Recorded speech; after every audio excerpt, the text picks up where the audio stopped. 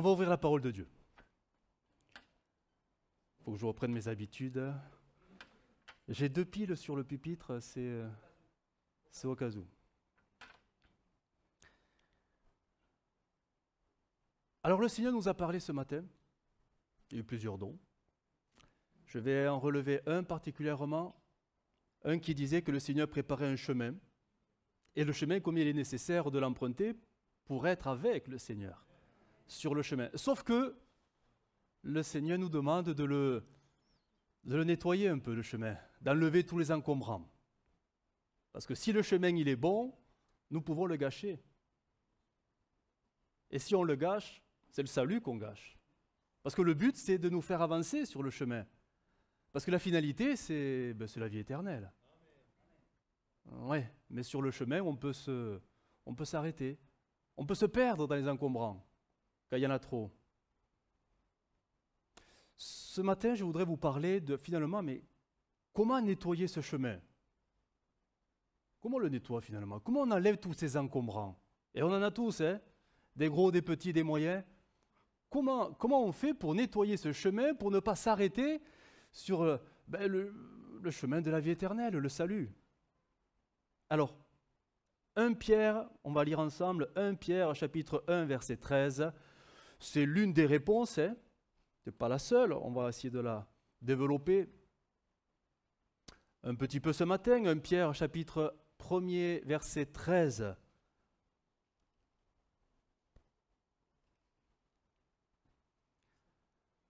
Pierre, chapitre 1er, verset 13, nous lisons « C'est pourquoi saignez les reins de votre entendement, soyez sobres et ayez une entière espérance dans la grâce qui vous sera apportée lorsque Jésus apparaîtra. » Ça, c'est la fin du chemin. Comme des enfants obéissants, et voilà comment on enlève un peu les encombrants. Ne vous conformez pas aux convoitises que vous aviez autrefois. Oui, parce que le chemin, il est nouveau. Donc, il faut que la marche soit nouvelle. Quand vous étiez dans l'ignorance. Et là, le verset 15. Mais, puisque celui qui vous a appelé est saint, vous aussi soyez saints dans toute votre conduite, mais marche, c'est pareil. Hein? Soyez saints dans toute votre conduite. Selon qu'il est écrit, vous serez saints, ça c'est Dieu qui dit, vous serez saints car je suis saint. Et le verset 17, et si vous invoquez comme Père celui qui juge selon l'œuvre de chacun sans favoritisme, conduisez-vous avec crainte pendant le temps de votre séjour sur la terre. Amen. Si je devais donner un titre à ce message, il serait celui-ci. Vous allez comprendre la combinaison d'un autre verset. Ton Dieu ordonne que tu sois... Ah oui, non, mais c'est pas ça en fait. Ça, on l'a vu avant les congés. Saint. Soyez saints. Soyez. Impératif. Soyez saints. La raison, parce que je suis saint. Si on paraphrase, ton Dieu ordonne que tu sois saint. Parce que ton Dieu qui t'a sauvé veut que tu ailles jusqu'au bout du chemin. Parce que ce n'est pas le début qui compte, c'est la finalité. Et entre le début et la finalité, qu'est-ce qu'il y aura? Un chemin, alors je vais le dire avec un autre mot, mais vous allez comprendre, un chemin de sanctification. Car ça, la sanctification, tu ne vois pas la finalité, tu ne vois pas le Seigneur. Même si tu y crois de tout ton cœur, si tu restes dans les encombrants, c'est ça la sanctification, c'est le fait de les enlever. Si tu restes dans les encombrants, le Seigneur nous a dit ce matin, en fait, tu n'y arriveras pas, hein. Tu ne peux pas, parce que ta vie doit être sainte. Amen. Ça va, c'est pas trop rude hein, pour le... Non? C'est bon, hein? Du moins pour ceux qui veulent être sauvés, c'est normal hein, d'entendre ça. Hein? Sauf que, et ça c'est, alors ça dépend du parcours de chacun. Mais c'est vrai que la notion de sanctification, elle a été parfois mal comprise ou mal reçue, pour ne pas dire mal vécue. Et peut-être pour plusieurs au milieu de nous, la sanctification, ou du moins le thème de la sanctification, se résume à tout simplement une liste d'interdictions. Je suis chrétien, donc je ne peux plus ceci, je ne peux plus dire cela. C'est pas vrai? Ben si, c'est vrai. Et c'est toute une liste de privations qu'on s'impose. Parce qu'on se dit, mais en fait, je n'ai pas le choix. Si je veux plaire à Dieu, en fait, je dois m'interdire les choses que je faisais autrefois. Le raisonnement peut paraître bon. Mais quand on en arrive à se forcer pour vivre une sanctification qu'on espère plaire à Dieu, est-ce qu'il n'y a pas quelque chose qui est un peu bizarre? Est-ce que le Seigneur nous contraint? Est-ce que le Seigneur nous force? Est-ce que son fardeau doit être vraiment écrasant sur nos vies? Et on s'aperçoit très vite finalement que le fait de s'imposer, ces privations, ces interdictions font que dans le temps, les années, on devient des chrétiens un peu aigris. Amen. Il n'y a plus la joie. Il n'y a plus la joie de la vie nouvelle. Il n'y a plus la joie de la marche avec le Seigneur. Il n'y a plus cette fraîcheur. Parce qu'on est dans une sorte de schéma d'interdiction, de privation, parce qu'on se les oblige. On se dit, mais je n'ai pas le choix en fait. Si je ne veux pas être perdu, je suis obligé. Est-ce que ce n'est pas une sanctification un peu subie, volontaire mais subie? Parfois on en arrive même à des raisonnements. Ah, si je n'étais pas chrétien, je pourrais le dépasser, il roule là. Ah, si je n'étais pas chrétien, ou des fois, est-ce qu'on ne dit pas, Seigneur, ferme les yeux un instant, j'ai quelque chose à faire. Eh bien, c'est ça, hein? On en est un peu là. Alors, je ne dis pas que c'est pour le cas pour tout le monde, mais parfois, plus on marche avec le Seigneur, et plus la marche devient un peu lourde, parce que la sanctification est quelque chose de mal vécu. Mal vécu. Alors, il y a des choses, ça passe naturellement, mais d'autres, peut-être même qu'on regrette. Un peu comme les Israélites qui marchant dans le désert, à un moment donné, ils ont eu très, mais vraiment très faim. Et ils se disent, mais qu'est-ce que c'était bien l'Égypte? Il y avait les concombres et les melons.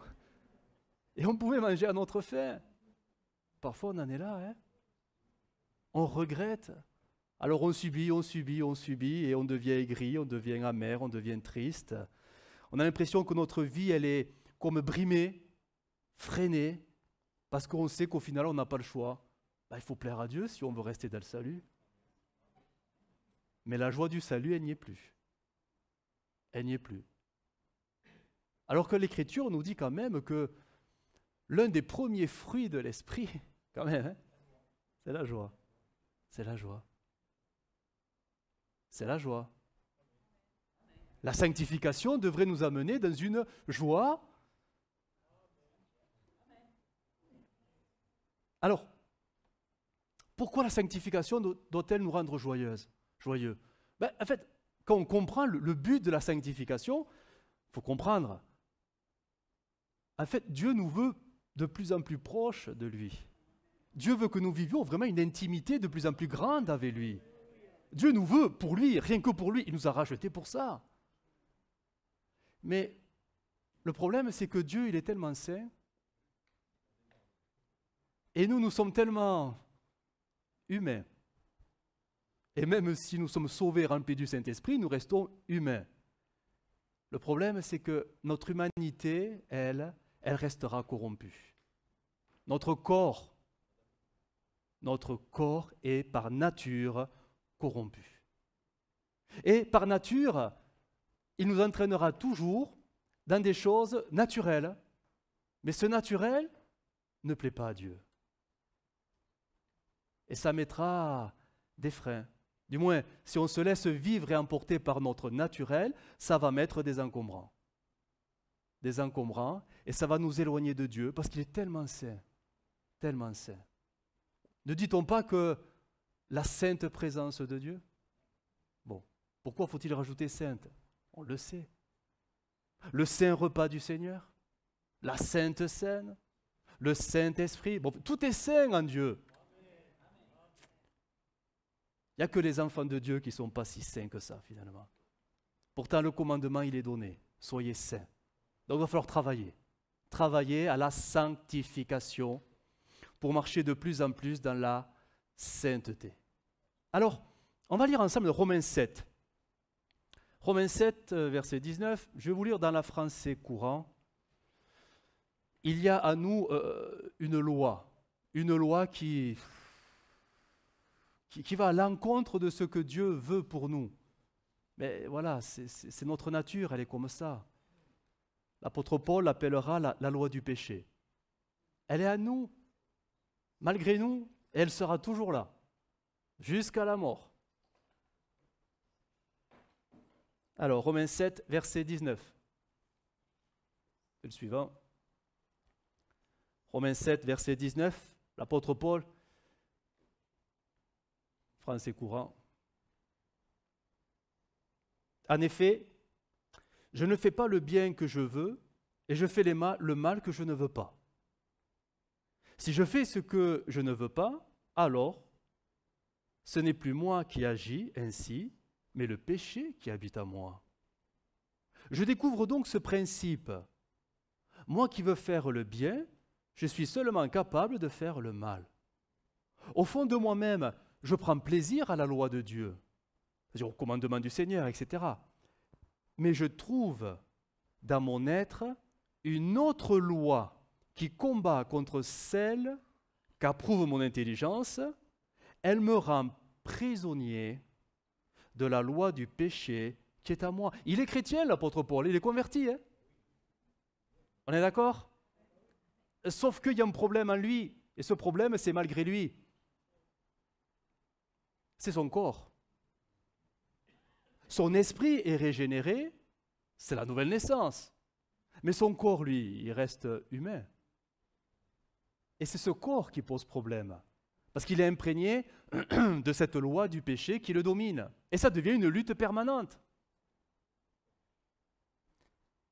Elle me rend, donc cette loi, ou le corps, son corps, me rend prisonnier de la loi du péché qui est à moi.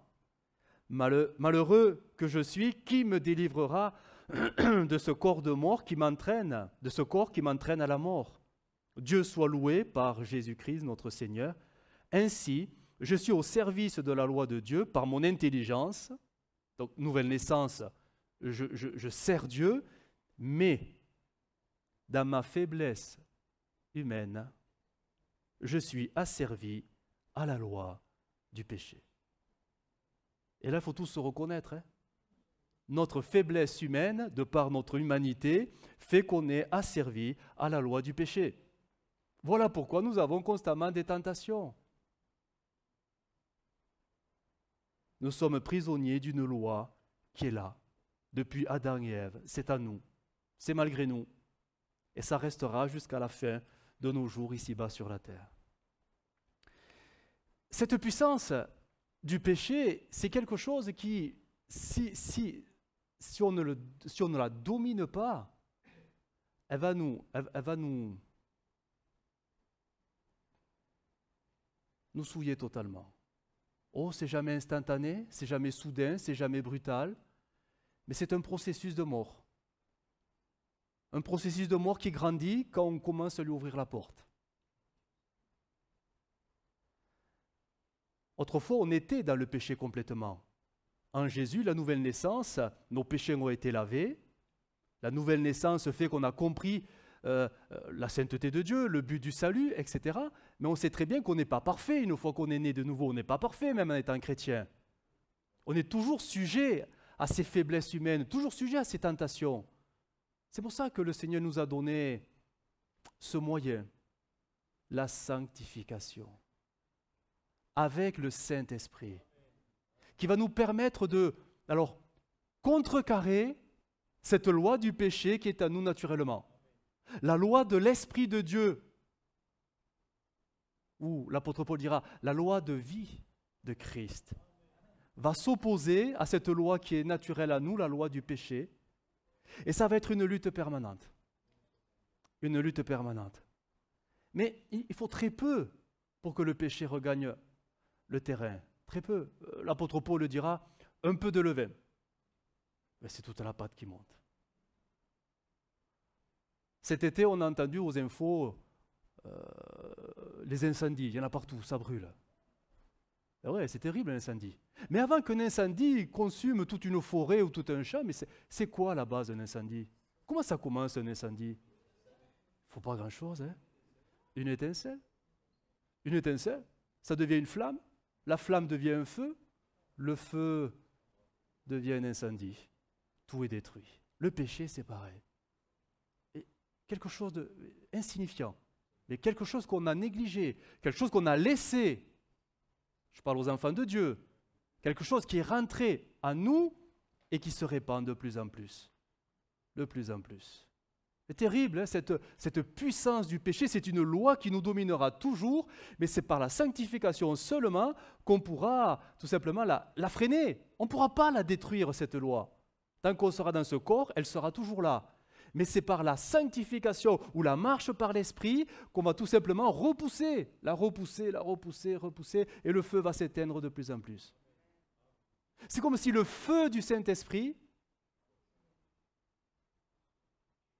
allait permettre... Alors, chez les pompiers, il y a un terme très particulier, un contre-feu, ou un feu tactique. C'est-à-dire que quand une forêt brûle, qu'est-ce qu'ils font? Ils mettent le feu volontairement autour de l'incendie pour brûler toute la végétation qui serait susceptible d'alimenter le feu et de se répandre. Donc ils brûlent tout, et quand le feu, lui, arrive naturellement à la zone déjà consumée, il ne peut plus avancer. Le Saint-Esprit est un feu, c'est une image, hein, est un feu en nous, qui plus il brûlera, fera que le feu du péché ne pourra plus avancer. Alors ça, non, hein, je le répète, ça s'appelle la sanctification par le Saint-Esprit. Et quand la sanctification par le Saint-Esprit s'opère, en fait, c'est plus quelque chose de subi. Mais on comprend que c'est nécessaire. C'est nécessaire. Parce que la vie de l'Esprit, vous avez compris qu'elle est nécessaire. Et ceux qui vivent de la vie de l'Esprit sont contents de vivre cette vie-là. Et ils ont même envie que ça aille plus loin, plus loin. Ils ont envie que ce feu grandisse. Eh oui, mais quand la sanctification se vit, mais sans le Saint-Esprit, ça devient privation, ça devient interdiction, on devient amer, on devient aigri, on s'impose, on se force. Bref, c'est pas joli, quoi. C'est pas beau. On perd la joie.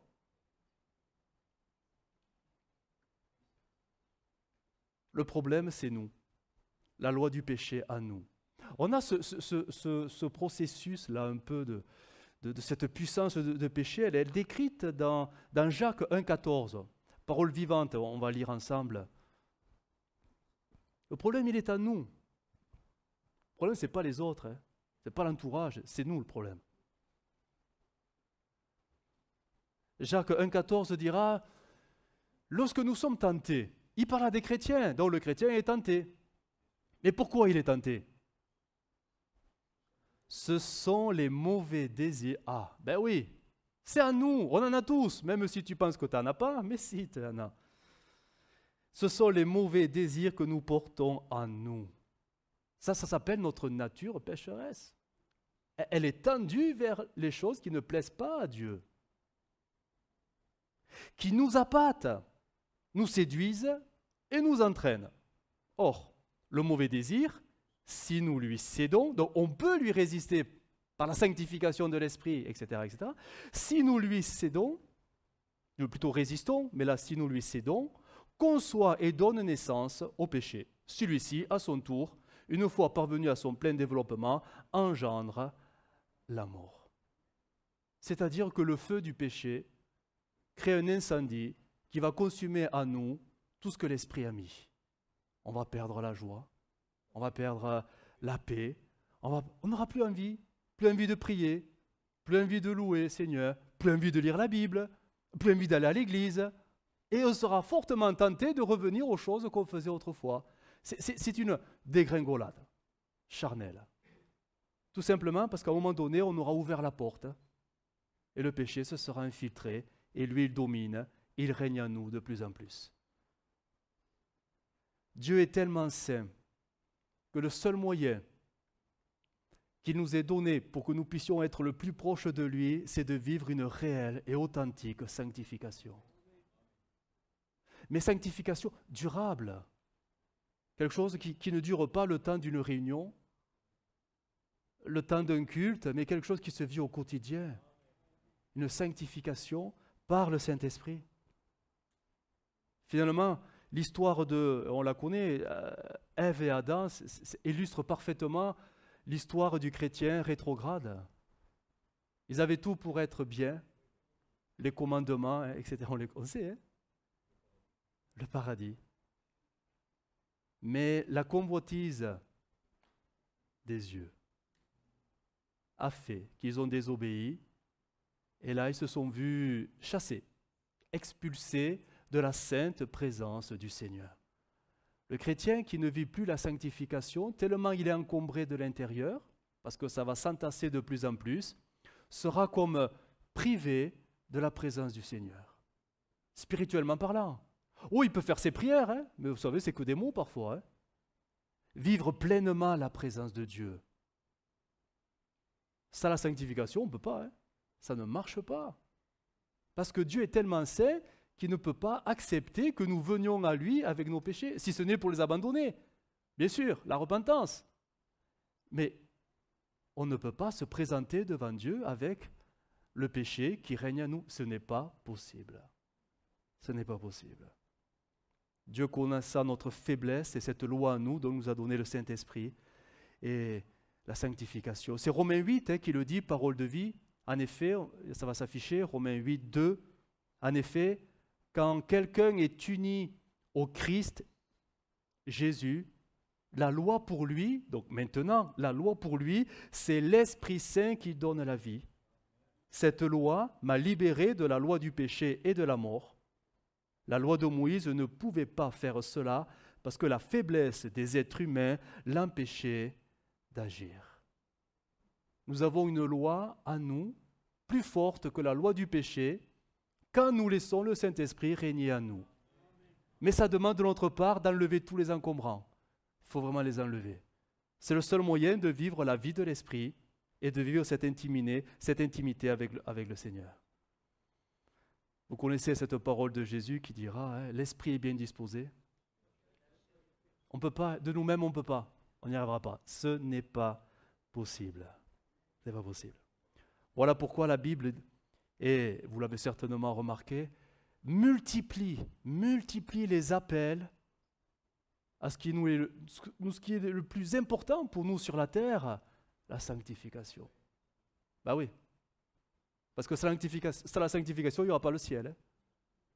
Alors, elle multiplie. J'ai relevé quelques versets. Il y en a tellement, quelques-uns. 1 Thessaloniciens 4.3. Ce que Dieu veut. Ce que Dieu veut. C'est pas que tu sois heureux. C'est pas que tu réussisses dans la vie. Le plus important pour toi sur la terre, c'est la sanctification. Parce qu'avec ça, tu réussis l'éternité. C'est que vous vous absteniez de la débauche. Une autre version, parole vivante, je la cite simplement, Dieu veut que vous lui apparteniez entièrement. Il attend de vous une vie sainte. On a eu un peu moins de Amen. Une vie sainte. Mais c'est possible. Verset 7. Car Dieu ne nous a pas appelés à l'impureté, mais à la sanctification. Une autre version dira, Dieu nous veut purs et saints comme lui. Dieu nous veut purs et saints comme lui. 2 Corinthiens, on pourrait le citer, 7, 1. Ayant donc de telles promesses, bien-aimés, et vous voyez que c'est à nous à le faire. Purifions-nous de toute souillure du corps et de l'esprit, à tous les niveaux. Comment? En achevant notre sanctification, donc elle n'est pas finie, notre sanctification dans la crainte de Dieu. Ces versets peuvent paraître difficiles, hein, mais en fait c'est un paradoxe, parce que si c'est par l'Esprit que tu vis la sanctification, ce n'est pas difficile. Parce que c'est lui qui crée le vouloir et le faire. Ce n'est pas toi qui t'imposes quelque chose, c'est le Seigneur lui-même, c'est l'Esprit qui parfois, tout naturellement, te détourne des choses que tu faisais autrefois et tu n'as plus envie. Tu n'as plus envie. Parfois, tu es même presque dégoûté de ce que tu faisais autrefois. C'est comme une répulsion presque spirituelle des choses de ta vie d'autrefois. Parce que c'est l'Esprit qui crée en nous ces choses-là. Mais quand l'Esprit ne le fait pas, mais que c'est toi qui te l'imposes, là, ça devient difficile. Parce que tu sens que ça devient des privations, parce que tu aimais. Mais ton entendement te dit, mais non, il ne faut plus. Ah, quand même, c'était bien. Oh, quand même, Seigneur. Voilà la transformation de l'être intérieur. La sanctification, c'est quelque chose qui doit nous rendre, quelque chose qui doit nous, comment dire, nous bonifier. Oui, c'est bien dit, ouais, bonifier. Il n'y a pas que le vin, hein. Nous bonifier. Ça doit nous rendre meilleurs. Ça doit nous rendre plus spirituels. La sanctification, ça devrait presque même donner envie à ceux qui nous côtoient de voir que c'est bien ce qu'il vit quand même. Oh, je vais être comme lui. Mais si votre sanctification vous amène à subir, et en plus à râler, parce que j'ai pas le choix, sinon, non mais là vous dégoûtez les gens. Hein. Vous dégoûtez les gens. Ils n'ont pas envie. Hein. Eux, ils veulent profiter de la vie. Mais nous, on a la vraie vie. Du moins, si tu as l'esprit de vie. Et quand on commence à s'imposer les choses, presque à contre-cœur, parce qu'on sait qu'on n'a pas le choix, vous savez, c'est un nom, hein, terrible, hein? Ouais, le légalisme. Combien de chrétiens légalistes dans les assemblées? C'est terrible, hein? Ils font les choses parce qu'ils savent qu'ils n'ont pas le choix. Ils sont obligés. Ils s'obligent, ils se contraignent. Oh, alors, dans l'absolu, ça paraît bien. Sauf que ce n'est pas le Saint-Esprit, ça. C'est une sanctification très charnelle. On s'impose les choses. Dieu nous a donné le Saint-Esprit. Hein. Vous savez, les choses qui viennent de la chair ne peuvent pas plaire à Dieu. Même si ça paraît très, très chrétien, très religieux. Non, non, non. Dieu ne peut approuver que les choses qui viennent de lui-même. Parce que Dieu est parfait. Aïe. Alors, on va essayer de rentrer un peu dans le détail. Vous m'accordez combien de temps? 3 heures? Est-ce qu'on est prêt à sanctifier toute la matinée au Seigneur, à l'écoute de la parole de Dieu? Ah, ça devient forcé ou volontaire? Volontaire. Bon, je vais vous épargner. Bon, on va voir, je ne sais pas. Comment, concrètement, avec quelques exemples, mais vraiment concrets de la vie de tous les jours, on peut se sanctifier? Il faut se sanctifier. Non pas qu'on va se l'obliger, mais si l'Esprit règne en toi, c'est l'Esprit qui te pousse à ces choses-là. Naturellement. Naturellement. En fait, comment vivre la sanctification? L'apôtre Paul a utilisé une expression un peu particulière, qui sans cesse nous renvoie à cette sanctification. C'est Romains 6, 13. Vous allez voir. Il y a plusieurs versets que j'ai relevés. Romains 6, 13. Sachant que le problème, c'est notre corps, corruptible, parce que son humanité, elle a été complètement souillée. Voici ce qu'il va dire, l'apôtre Paul. Ne livrez pas vos membres. C'est le corps. Au péché, comme des instruments d'iniquité, etc., etc. Donc, il y a une part très volontaire. Hein.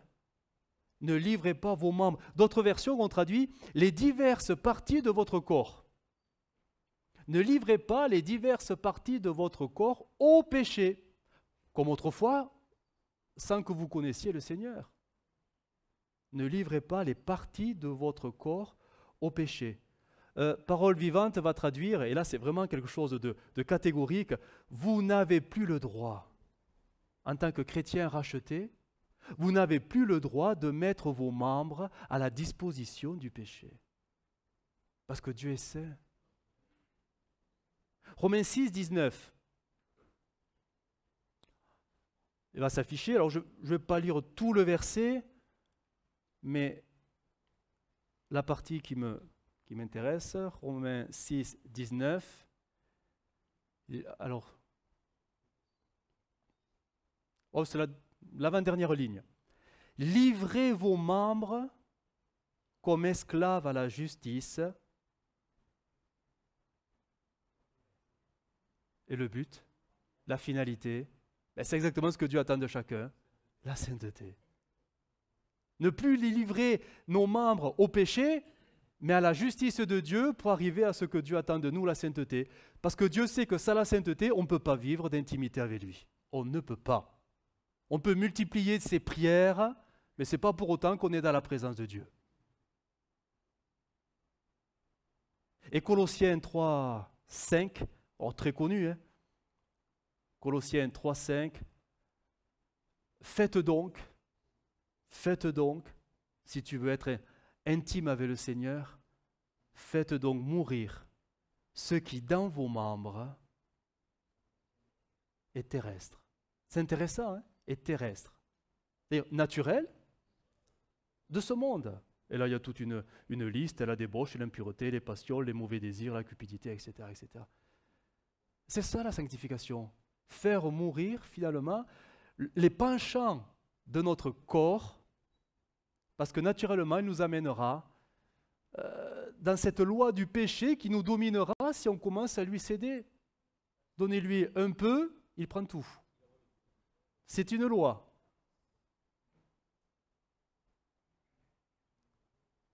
Alors, on va essayer de développer un peu quelques parties de notre corps qu'il va falloir livrer à la mort. Comprenez que tout ça, c'est un peu spirituel, hein, c'est symbolique. Hein. On ne va pas s'auto-mutiler. Mais j'ai relevé 4 parties de notre corps. Je ne sais pas si on va voir les 4, je ne pense pas, au moins 2 peut-être. Mais vous allez voir que c'est terrible. Hein. Parce que devant ces parties de corps, mais on est d'une fragilité extrême. Mais même le chrétien rempli du Saint-Esprit, il est d'une fragilité totale. La sanctification, et c'est quelque chose qui dépend vraiment du Saint-Esprit. Ça ne peut pas dépendre de nous.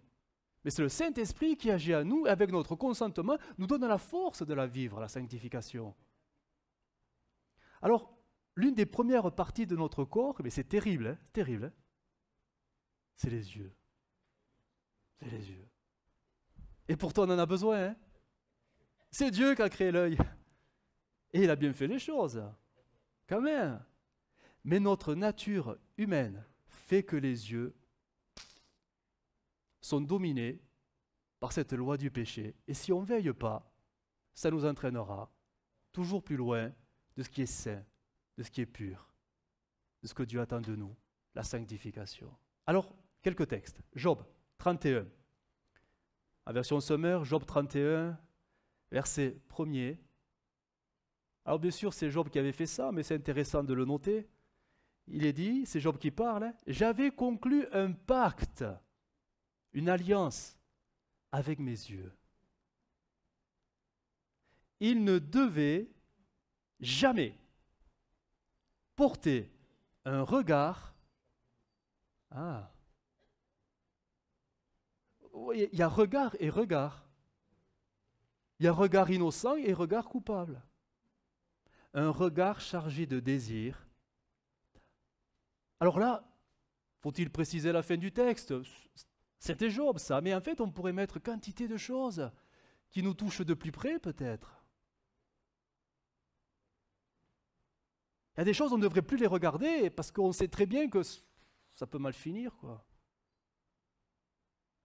Et pourtant on se permet parfois des libertés, parce qu'on se dit, quand même, c'est bon, ça va. Je ne vais pas perdre le salut parce que je regarde ceci ou cela. Non, tu ne le perdras jamais d'un seul coup comme ça. Mais en te permettant ceci et cela, c'est la loi du péché qui commence à passer sous la porte. Ne dit-on pas, oui on le dit, mais si, vol neuf, commence à regarder ça et tu regarderas plus, c'est sûr. Matthieu 5, verset 28. Jésus a repris cette pensée. Matthieu 5, 28. Je vous dis que quiconque regarde une femme, et regardez, il y a regard innocent et regard coupable pour la convoiter. Elles viennent d'où les convoitises? De notre nature humaine. Mais bien sûr. A déjà commis un adultère avec elle dans son cœur. Alors il va dire quoi Jésus? Il va dire Matthieu 18, 9. C'est une image. Mais c'est pour montrer la radicalité. On ne peut pas jouer avec notre faiblesse. On est perdant. Si ton œil est pour toi une occasion de chute, arrache-le et jette-le loin de toi. Ça fait partie de la sanctification. Mais quand l'esprit, il est là, ça devient quelque chose, mais en fait, on le fait, mais avec, je veux dire, consentement, naturellement, parce qu'on sait que c'est du poison. On n'en veut plus parce que ça peut nous faire tout perdre. Est-ce qu'on réalise que nos yeux peuvent nous faire basculer dans le péché? Est-ce qu'on le réalise? Ouais. On a des exemples, hein. Des exemples, c'est étonnant. On se dit, mais c'est quand même grossier, leur chute, elle est... Je me dis, mais si j'avais été à leur place, jamais j'aurais fait ça, moi. Pourtant, on est tous de la même nature. Regardez, je reviens à Ève. Dieu lui dit par Adam, vous pouvez manger de tout, sauf de celui-ci, le fameux fruit. Celui-là, il ne faut pas. Il se passe quoi? Je lis le texte, simplement le lire, il ne va pas s'afficher.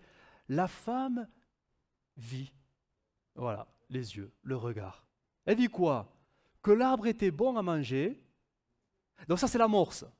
Ah, c'est pas... il est beau quand même, hein? Bon, et c'est pas une pomme, hein? On ne sait pas ce que c'est. On va dire que c'est exotique. Mais c'est pas une pomme. Alors, elle vit l'amorce, l'étincelle. La flamme prend parce que elle va voir qu'il est agréable à la vue. Le regard, le premier regard, devient un second regard bien prolongé. Et même une autre version dira agréable à regarder et donnant envie, d'en manger. Ça y est, c'est fichu. Le fruit est dans la main, le fruit est dans l'estomac, c'est fichu. Et ça a commencé, le regard. Le regard. On pourrait parler de cet homme de Dieu, mais il est remarquable. Il avait tout pour lui. David. Oui, il a tout pour lui quand même. Il a l'Esprit de Dieu. Et il est quand même, bon bref, c'est loin de l'Éternel, le bonhomme. Il a tout. Mais pourtant, nous avons ce récit de Samuel 11, un soir, alors que les armées, elles sont au combat, lui, il est resté, bon, pourquoi pas. David se leva de sa couche, et comme il se promenait sur le toit, aïe, on y arrive, de la maison royale, il vit, il aperçut. De là, une femme qui se baignait et qui était très belle de figure. Et on connaît la suite, hein. L'étincelle, c'est la flamme, c'est le feu, c'est l'incendie, c'est la totale.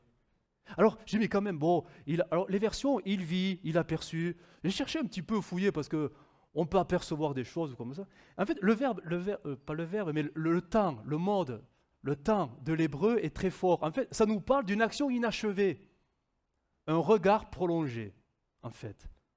Un regard prolongé. C'est ça qui rend coupable.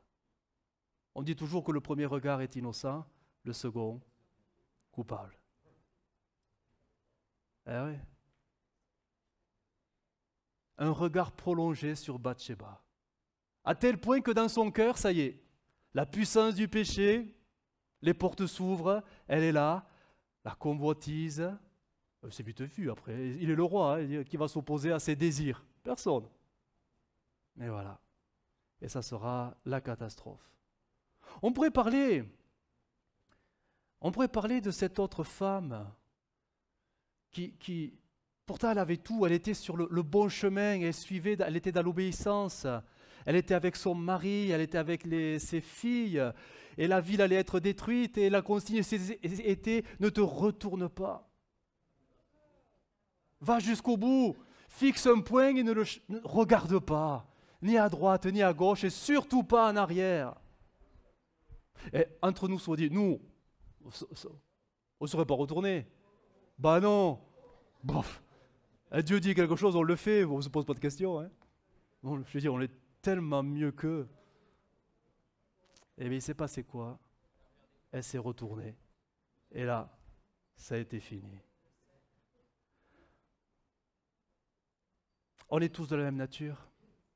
On n'est pas tous sensibles aux mêmes choses, ça c'est sûr.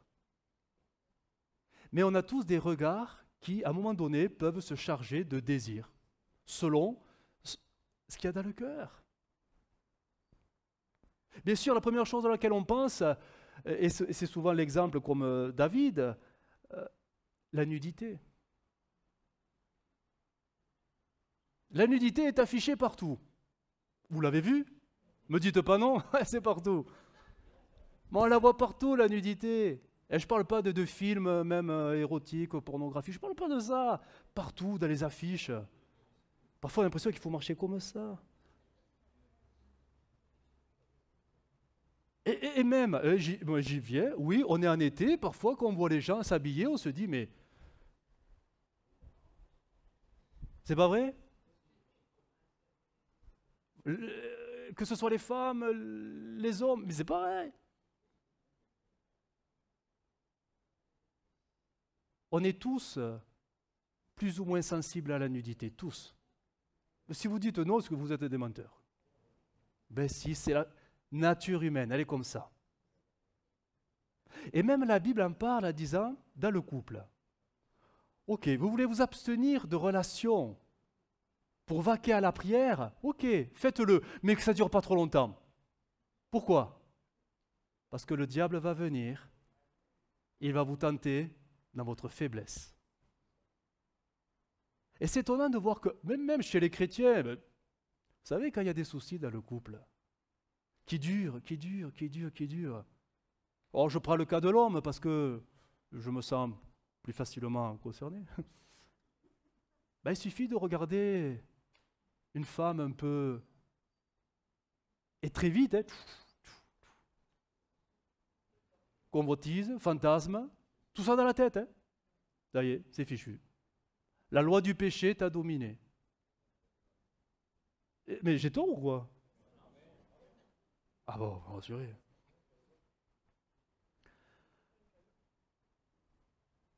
Il y a tellement de choses qui peuvent amorcer en nous de la convoitise. Convoitise. Alors je vais prendre des cas, mais vraiment... Mais pour certains, ça ne leur parlera pas du tout. Mais vraiment rien. Et pour d'autres, ça peut être un sujet de tentation, mais terrible. Une voiture, une belle voiture.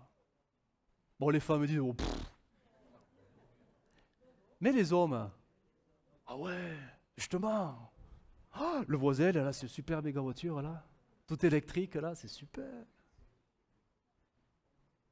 Ou les sœurs qui se regardent, parce qu'on se regarde tous, sinon on serait tous comme ça. Oula. Oh, le bijou, il est joli ton bijou. Oh, j'aimerais avoir le même. Paf. Soit tu alimentes ce désir, ça devient... Ah oui, un tel, oh, il a quand même une bonne situation, c'est bien, oh, il est béni de Dieu. Et tu dis, et pourquoi pas moi? Et là, tu commences à convoiter la bénédiction que l'autre a reçue. Oui, non, si. Mais si, j'ai raison.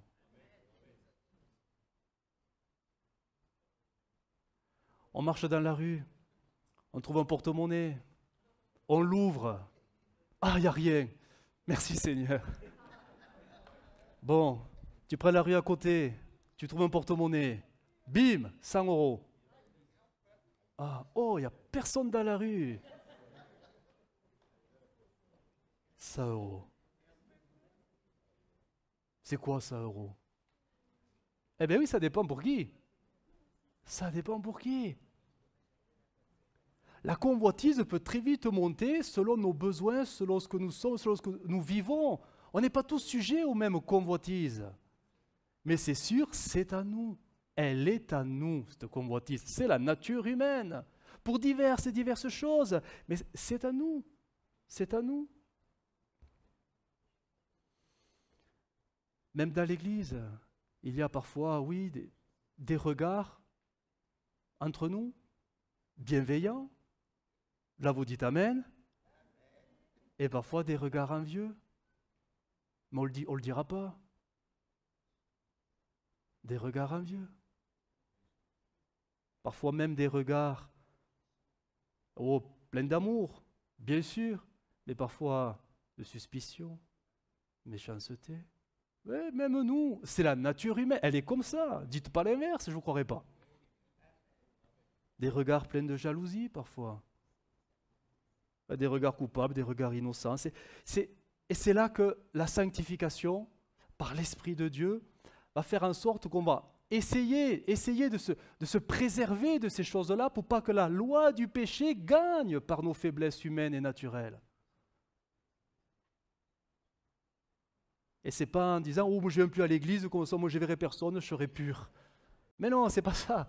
C'est pas ça. C'est le Saint-Esprit en toi qui fait que ton regard deviendra de plus en plus pur sur les choses, naturellement. Ce n'est pas en s'obligeant, non. Le problème, il est à nous. Il faut tout simplement l'accepter et demander, avec l'aide du Seigneur, de ne pas laisser nous entraîner dans ces choses qui seraient terribles, parce que le péché commencera toujours par le regard. Regardez, 1 Jean 2,15, parole de vie. Parole de vie. 1 Jean 2,15. Pour montrer que ça vient du monde, ça ne vient pas du diable, ça vient du monde. L'humanité, notre nature humaine, elle est comme ça. Le diable, lui, c'est un amplificateur, c'est tout. 1 Jean 2,15, parole de vie, il est dit, n'aimez pas le monde, ni ce qui est dans le monde. Si quelqu'un aime le monde, il n'aime pas Dieu le Père. Verset 16, voici ce qu'on trouve dans le monde. Et les voici. Les mauvais désirs. Et là, et tu peux mettre ton nom, hein, que chacun porte en soi. L'envie de posséder ce qu'on voit. Bah oui. L'orgueil qui vient de la richesse. Eh bien, tout cela ne vient pas du Père, mais du monde. C'est-à-dire, voilà, de cette humanité corrompue, tout simplement. Et c'est notre lot. C'est notre lot. Et nous devons lutter contre ces choses-là par la sanctification. Des yeux. Des yeux. Des yeux. Que Dieu nous aide, hein, à avoir des yeux propres. Hein. C'est pas facile, hein, parce qu'avec tout ce qu'on voit, on se dit, mais tout ce qu'on voit, tout est corrompu, tout est pervers, tout est... Mais je dirais, mais après, dans l'église, ben, ouais, ben c'est normal, pas dans l'église, dans le monde, c'est normal. Mais le drame, c'est que ça rentre dans l'église. Cette corruption de ce monde rentre dans l'église parce que c'est nous qui la faisons entrer. Nous faisons rentrer dans l'église la mentalité de ce monde parce qu'elle nous domine.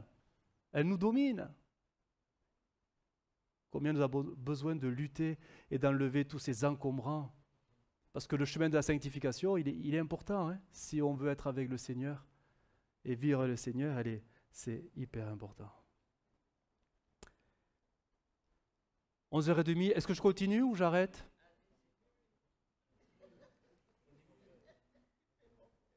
Parce que je ne voudrais pas vous accabler. Allez, je continue et on gardera les deux autres pour la prochaine fois. Donc après les yeux, il y a forcément autre chose à nous qui nous amène toujours à la loi du péché qui nous dominera si facilement, c'est la langue. Vas-y, tire la langue et montre-la à ton voisin. C'est ça le problème. C'est mon problème, c'est ma langue. Elle est terrible la langue. Et pourtant, qui l'a créée? Et pourquoi Dieu a créé la langue? Merveilleux. Sauf que, on ne fait pas que ça avec la langue. Hein. Non. Regardez, psaume 39. David, pourtant c'est un homme de Dieu. Écoutez ce qu'il disait. Je disais, je veillerai sur mes voies de peur, de péché par ma langue. Je mettrai un frein à ma bouche tant que le méchant sera devant moi, etc. De peur de péché. De peur de péché. Jacques 3,6, beaucoup plus connu, dira ceci. Jacques 3,6, la langue aussi est un feu. C'est le monde de l'iniquité. La langue est placée parmi nos membres et au final, ça souille tout le corps, etc., etc., etc. Notre langue devrait, je parle nous, enfants de Dieu, l'Église de Christ, elle devrait nous servir à bénir Dieu en tout temps. Elle devrait nous servir à nous bénir les uns les autres. Elle devrait servir à être bienveillants les uns vers les autres, à témoigner, bref, à adorer. Voilà, ça c'est... Mais, on sait que à cause de la faiblesse de notre nature, la faiblesse de notre nature détourne l'usage de la langue. Et il suffit qu'on soit, alors vous allez voir, mais il suffit qu'on soit submergé par des émotions qu'on va qualifier, un peu négatives, pour que la langue dévie totalement de son but premier pour le Seigneur. Je m'explique. Il suffit qu'on soit, et ça arrive à tout le monde, rempli de colère, et vous allez voir que ce n'est pas de l'adoration qui va sortir. Hein. Ben non. Quand on est rempli de colère, et qu'est-ce qu'on fait? On parle, pas bien du tout. Ça va pas. Et qui s'est jamais mis en colère? Quel est le chrétien qui s'est jamais mis en colère depuis sa conversion? Ouais. On a des émotions parfois là, qui nous entraînent malgré nous. On se met en colère, on se met à crier, on se met à disputer autour de nous, et quand la colère, on est même surpris de ce qu'on a dit et de comment on l'a dit. Mais on l'a dit et l'autre il est blessé, meurtri, et pourtant on est de bons chrétiens, on va au culte tous les dimanches. Terrible, hein, notre faiblesse humaine, quand les émotions nous entraînent, la pression des circonstances. Vous savez, quand on est pressé par quelque chose, des fois, on est surpris de faire ce qu'on fait alors qu'on ne le ferait pas si tout allait bien. Par la pression des circonstances, même le chrétien rempli du Saint-Esprit, il peut mentir. Ça vous choque? Quand tout va bien, mais il dit, mais jamais je mentirai. Mais quand la pression, mais vous comprenez ce que c'est la pression, ça c'est le truc qui vous écrase. Vous vous sentez prisonnier, acculé, vous ne savez plus. Regardez Saul. Il avait 7 jours à attendre. 7 jours, c'est rien 7 jours à attendre. Il devait attendre que le prophète revienne, et c'est lui qui allait faire le sacrifice, et là Dieu lui avait dit, tu auras la victoire après le sacrifice. Sauf que les jours vont passer, l'ennemi va venir, la pression commence à monter, toute l'armée commence à avoir vraiment peur, il déserte, la pression monte. Il fait quoi? Ce grand gaillard qui dépassait tout le monde, qui a déjà fait des expériences avec Dieu, il est loin de Dieu. Sous la pression, il cède. Et il fait le sacrifice. Et là, c'est fini.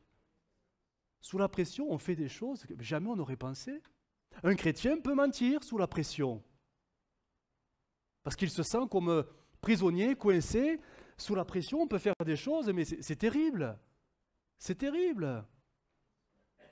La pression, la convoitise. Quand la convoitise est là dans le cœur et qu'elle vraiment elle vous submerge, mais on peut même arriver à, mentir, tricher, tromper, pour arriver à ces faits. Parce que c'est nos émotions qui nous entraînent. C'est comme une vague, ça nous entraîne et après coup, on se dit, mais qu'est-ce que j'ai fait? Mais qu'est-ce que j'ai fait? Mais qu'est-ce que j'ai dit? Ça vous est jamais arrivé? et même parfois, là c'est des cas un peu, voilà, très négatifs, mais parfois quand on est trop joyeux, trop emporté, trop enflammé, trop, et on se met à dire des trucs où on amplifie les choses, on embellit la vérité, bref, on extrapole.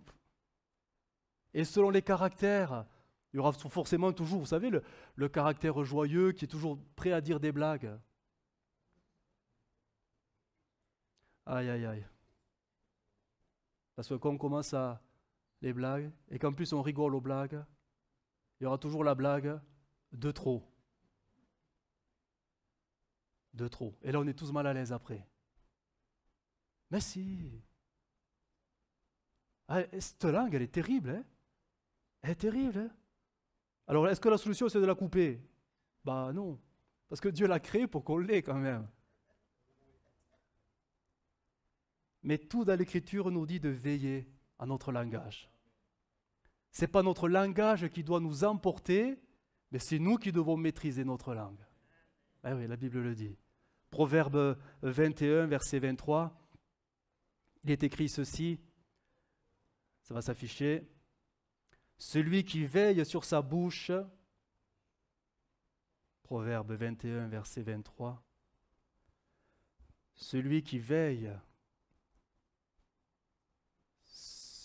bon je le cite simplement, celui qui veille sur sa bouche et sur sa langue préserve son âme des tourments. Veiller sur sa langue. Voilà. Trop parler, dire à l'écriture, et au final, ça peut devenir, ça peut, c'est pas systématique, mais on peut très vite basculer dans le péché. Vaut mieux que quelques paroles, que des flots de paroles qu'on ne contrôle plus, et on ne sait plus ce qu'on dit, tellement ça a dépassé la vérité. Trop parler, et on en arrive à, sans le vouloir, mais à mentir. J'y reviens, parce qu'on peut déformer la vérité. Sans le vouloir. Mais sans le vouloir. Mais quand tu commences à la modifier, à la tronquer, à la déformer, mais est-ce que ce n'est pas un peu du mensonge? On est parfois menteur, malgré nous. Hein. Bref, trop parler, c'est le meilleur moyen de déraper. Jacques dira, 1, 26, parole de vie. Jacques 1, 26, si quelqu'un croit être un bon chrétien,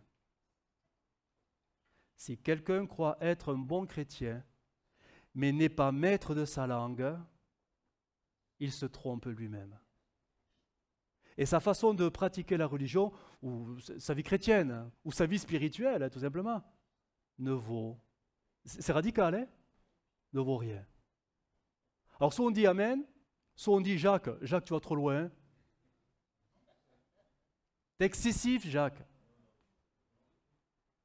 Mais la langue peut tout gâcher.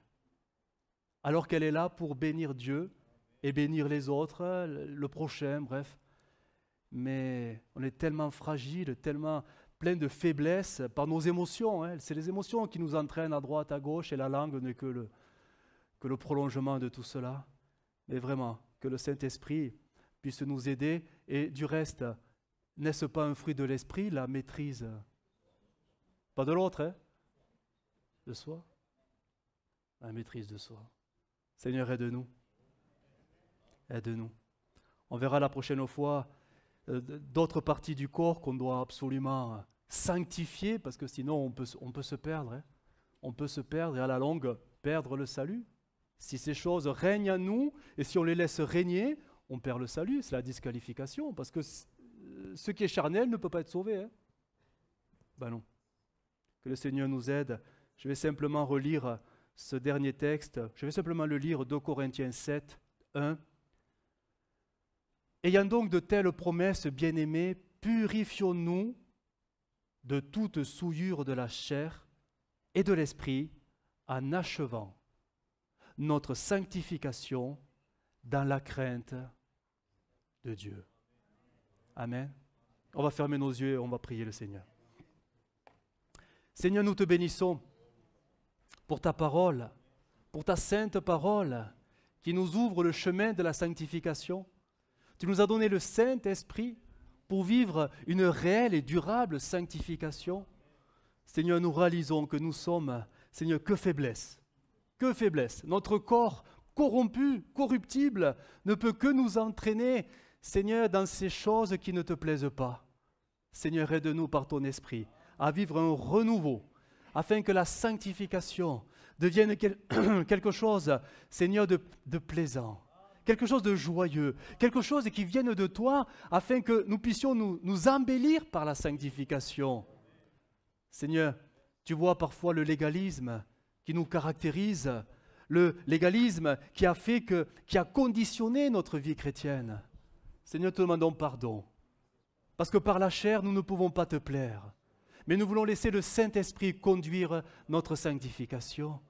Aide-nous, Seigneur, aide-nous à vivre naturellement la sanctification, afin que nos fruits spirituels soient de plus en plus abondants, visibles et durables. Seigneur Jésus, je te prie de poser ta main sur l'Église, parce que, oui, tu veux que nous soyons saints. Une Église pure, une Église sans tache, une Église sainte. Tu nous ordonnes de vivre la sainteté parce que tu es saint. Viens nous aider, Seigneur. Viens nous aider. Nous ne sommes que faiblesse. L'esprit est bien disposé, mais la chair est trop faible pour vivre ce commandement. Mais par ton esprit, les choses deviennent possibles. Seigneur, merci de renouveler le Saint-Esprit sur tes enfants. Merci Jésus. Amen. Amen.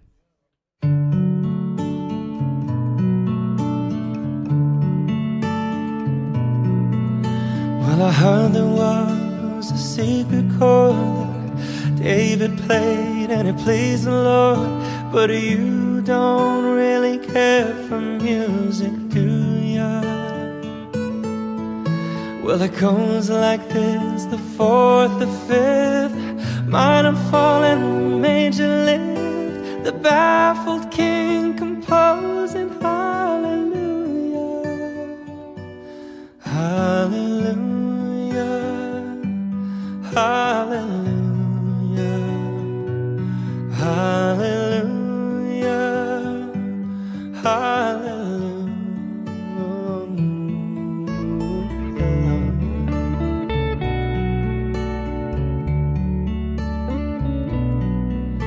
Well, your faith was strong, but you needed proof. You saw her bathing on the roof, her beauty in the moonlight overthrew you. She tied you to her kitchen chair, she broke your throat and she cut your hair, and from your lips she drew the